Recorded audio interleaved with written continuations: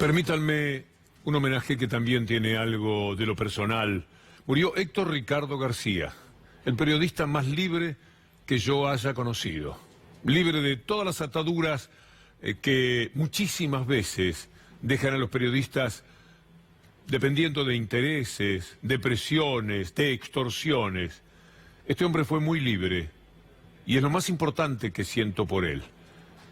Pero además tiene mucho que ver con mi vida, porque él fue quien me inventó relator de alguna manera. Un día le pedí una prueba para que me mandase una cancha con un grabador y lo hizo, 11 de septiembre de 1966. Me fui con un grabador a la cancha de Boca, transmití el partido que se jugaba, Boca Argentino, se lo llevé a la noche y en su inmenso escritorio, aquel hombre que yo veía tan poderoso, tan importante, muy joven en aquel tiempo, escuchó un rato y después levantó la cabeza y me dijo algo muy elogioso que no vale la pena repetir, pero que marcaba que en ese momento estaba naciendo mi carrera como relator.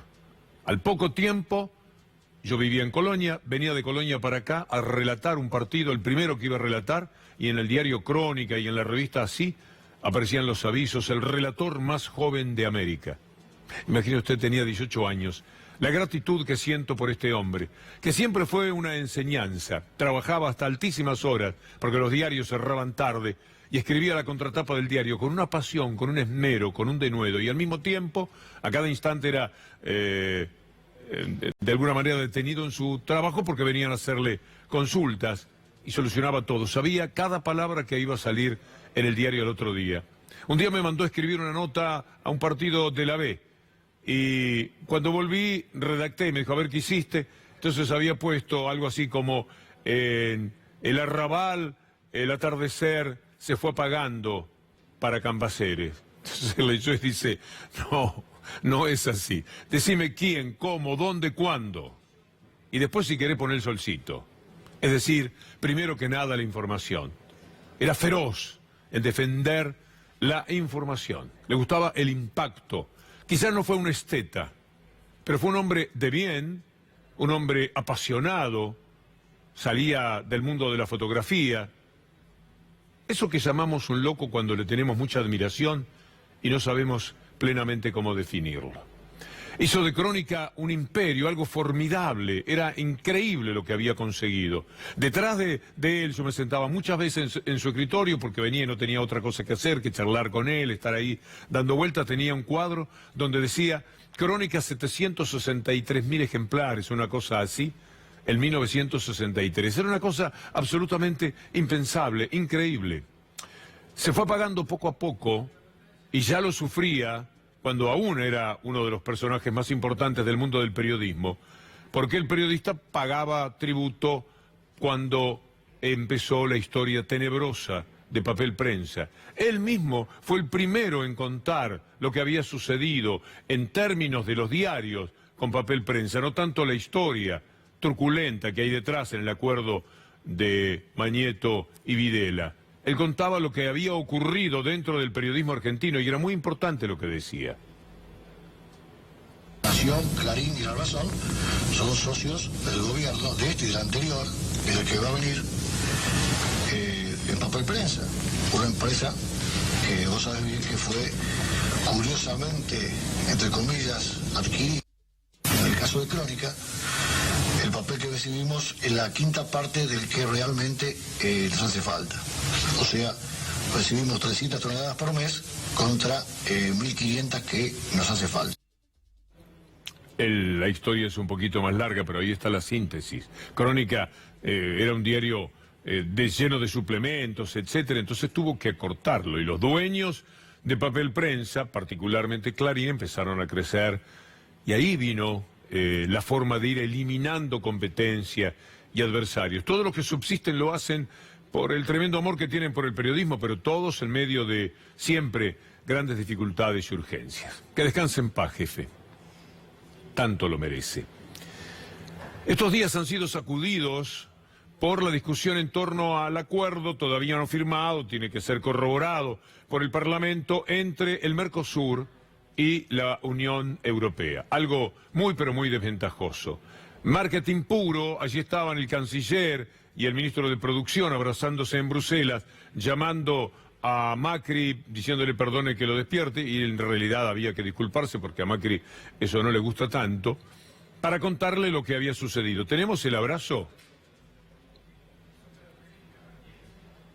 Y vamos viendo esto de la entrega de la economía con muy, pero muy poco a cambio. Julián Guarino, anoche, ¿tenemos el abrazo?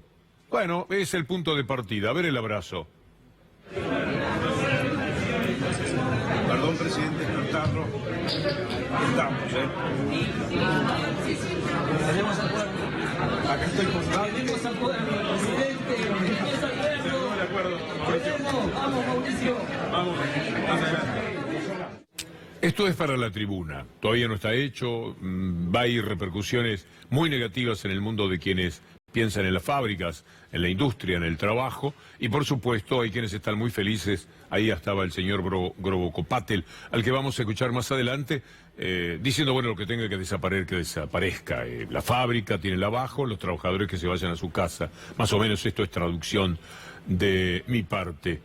Pero les decía que anoche Julián Guarino, sobre este título, Acuerdo Unión Europea-Mercosur, entrega de la economía con muy poco a cambio, desarrollaba ya no solamente lo que ha sucedido ahora con el Mercosur, sino tres cosas muy graves de este gobierno para lo que será una pesadísima herencia. Esto va a cambiar la matriz económica de la Argentina. Lo que hoy conocemos como la Argentina, ese 80 y pico % que es industria, bueno, claramente va a dejar de serlo. ¿Cuál es el riesgo de este acuerdo? Que lo va a plasmar a lo largo del tiempo eso, como mínimo. Es decir, que nos va a dejar a nosotros produciendo materias primas, cuando en realidad atrás de eso no hay valor agregado o hay poco valor agregado. A ver, el agro es muy importante en la Argentina, Claro, sin duda. pero empleo no genera tanto, ¿no? De las principales 500 empresas de la Argentina, prácticamente el 70% tienen una alta dosis de capital extranjero, pero generan empleo por menos del 9% del total. 500 empresas, las principales exportadoras del país, como están atadas al agro, no generan tanto empleo. Entonces la idea de plasmar ese mapa directamente a lo largo del tiempo es un peligro. ¿Por qué? Bueno, porque vos estimás que tenés que ir desarrollándote. Brevemente algunos ejemplos del impacto que puede tener. Estamos exportando, ¿qué? Desde la Argentina y desde el Mercosur. Carnes refrigeradas, ¿no? Nos van a dar una cuota anual de 99.000 toneladas, pero para llegar a esto va a tener que transcurrir algo de tiempo. Así que no es inmediato las ventajas que está dando este acuerdo. Uno podría decir, pero que estuvimos cediendo, y sí, cedimos. Las que son ventajas, en ese análisis, mucho más extenso, por cierto, de Julián Guarino en Hagan Algo, van a ser tan poco a poco que va a ser dificultoso verlas. Y las desventajas son tremendas. La Argentina le vende a la Unión Europea el Mercosur. De todo lo que le vende, el 63% son productos agrícolas. Por eso se justifica lo que vamos a escuchar ahora de Grobo Patel. El 68% de lo que la Unión Europea le vende al Mercosur es manufactura. Autoparte de los autos en sí mismos, químicos, farmacéuticos, todo lo que se hace. Eso es trabajo. El trabajo para ellos y para nosotros, los que sacan de la tierra, los beneficios de la tierra, que es muy curioso, se los quedan ellos. Es como si fueran los dueños de la tierra. Y en realidad uno tendría que pensarlos como inquilinos, porque la tierra, si no, que es la patria. Si la tierra es de cada cual, que pongan casa de gobierno, pongan una bandera, canten su himno y cierren la frontera de lo que es de ellos. En la medida en que es de todos, me parece que tiene que haber un sentido contributivo, porque el Estado les pone las rutas, les pone las escuelas, les pone la educación, prepara a sus hijos. Hay un Estado sobre el que tienen responsabilidad. Vamos a ver qué es lo que ha dicho el señor Grobo Patel. Sectores de la Argentina que van a reaccionar rápidamente y hay otros que van a reaccionar lentamente y hay otros que no van a reaccionar. Y bueno, ahí justamente digamos, hay que permitir que haya sectores que desaparezcan, pero el principal problema no es ese. El principal problema que tenemos por delante es hacer que haya muchos sectores nuevos que aparezcan. La idea subyacente es que lo que se tenga que ir, lo que desaparezca, será una necesidad. Y algún día, siempre la promesa del capitalismo, habrá una industria súper competitiva, restringida naturalmente, con millones de personas en su casa, mirando pasar la vida con hambre y con todas las necesidades y las urgencias no contempladas. Es muy triste, pero son maneras de ver el mundo.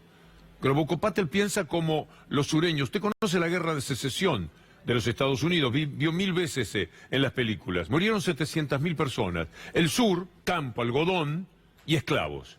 El norte quería el desarrollo industrial. Ganó la guerra al norte y por eso Estados Unidos es, dentro de los aspectos del capitalismo, lo que es, un país industrial. Los sureños querían, el algodón se lo vendían a Inglaterra e Inglaterra lo mandaba manufacturado. Un poco más o menos lo que sucede ahora. Esa fue para mi manera de ver la cosa, si mal no recuerdo, la causa más importante de una guerra terrible que sacudió a los Estados Unidos y lo reconstruyó como país. Ahora tenemos lo de siempre acá.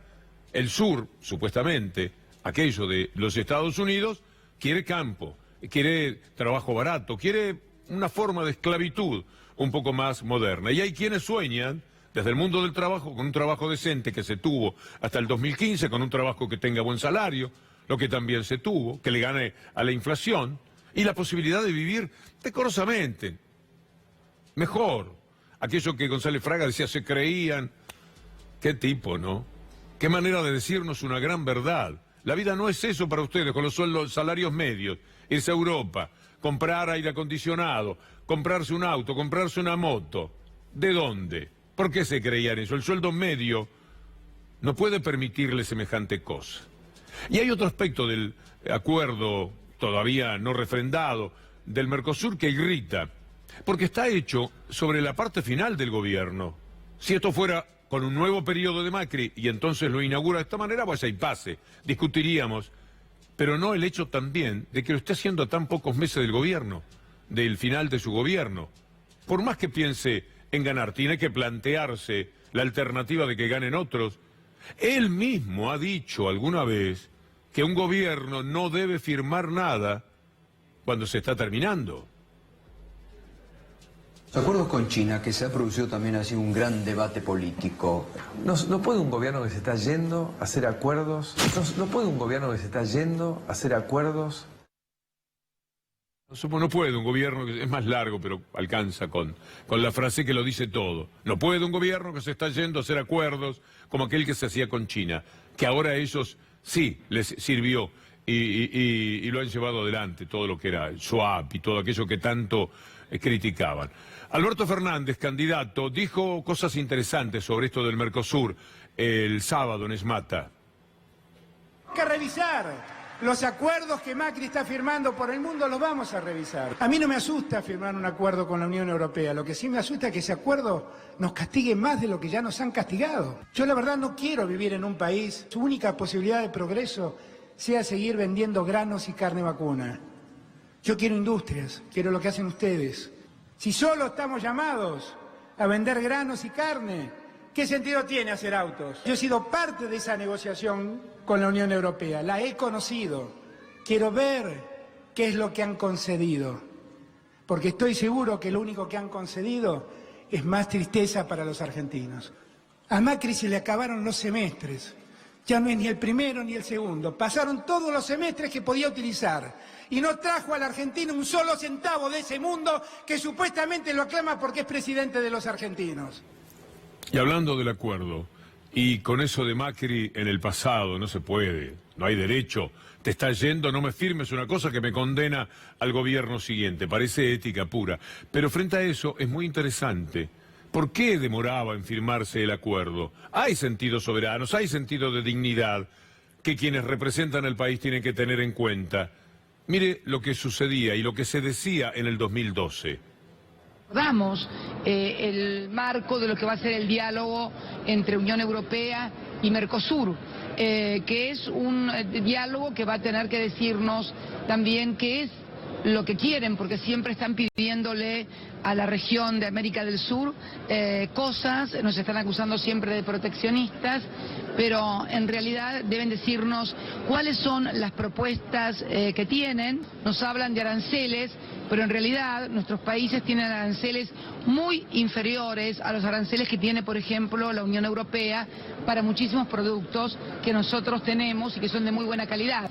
Entonces creo que este diálogo de la Unión Europea y de la América del Sur o del Mercosur debe ser, bueno, qué es lo que quieren, escucharlos y luego ver qué es lo que nos conviene como región y además también dejar muy en claro que los acuerdos deben ser win-to-win, es decir, ganar-ganar.